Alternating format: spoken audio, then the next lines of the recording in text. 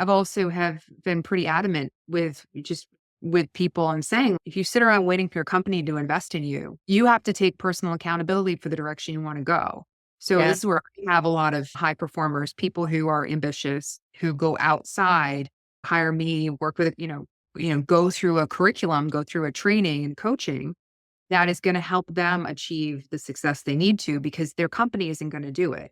Yeah. It's the True. same thing. I did it. And I was working in organizations that had lots of investment and training, but I wasn't getting what I needed. Yeah. I went out and I invested in my own self and my own learning and my own training and my own coaching to be able to do what I do now.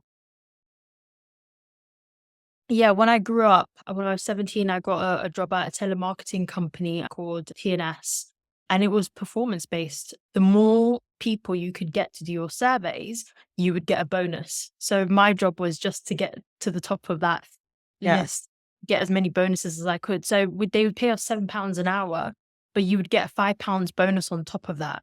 If you hit the quota of the certain amount of surveys, you could do an hour. And I was just like, yeah, my hourly went to £35 an hour because of the amount of bonuses I could get. So I went from £7 to £5 and I was like, and I realized that you can maximize the amount of money you can make if it's performance based. Yeah. Because no one asks you what your background is, what degree you Right. have, any of that. It's can you do the job?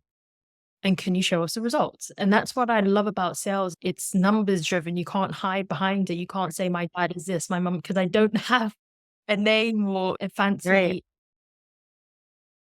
When you can't see examples of yourself, which is why diversity is so important, whether it's for women or other DEI groups, when you don't see an example of yourself, it's hard to envision your own success there. I had a similar experience. There was one company I worked for, and at every SKO, it was just panels of men and their success stories. And luckily, I was doing well enough at the time to continuously be invited to be on the panels. And I, at one point, said, let's get some fresh blood in here. People are tired of hearing me speak, period, hearing me as the only woman speak. Can we get someone else? Can we get another woman?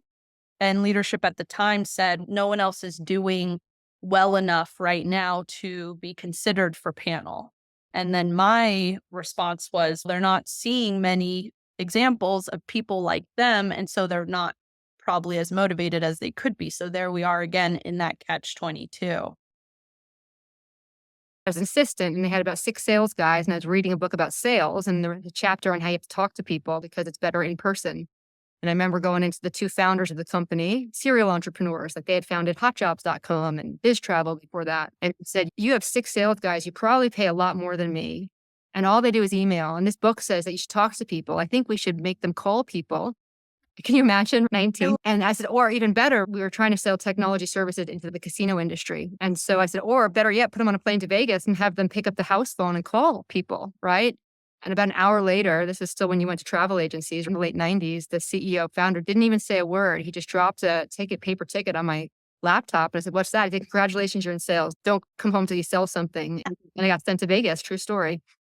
And I thought, what am I going to do now? And the book I was reading said you write a script, right? So on the plane there, because there was no Wi-Fi in planes back then, I just wrote my scripts and I came out to Vegas and started cold calling all the casinos.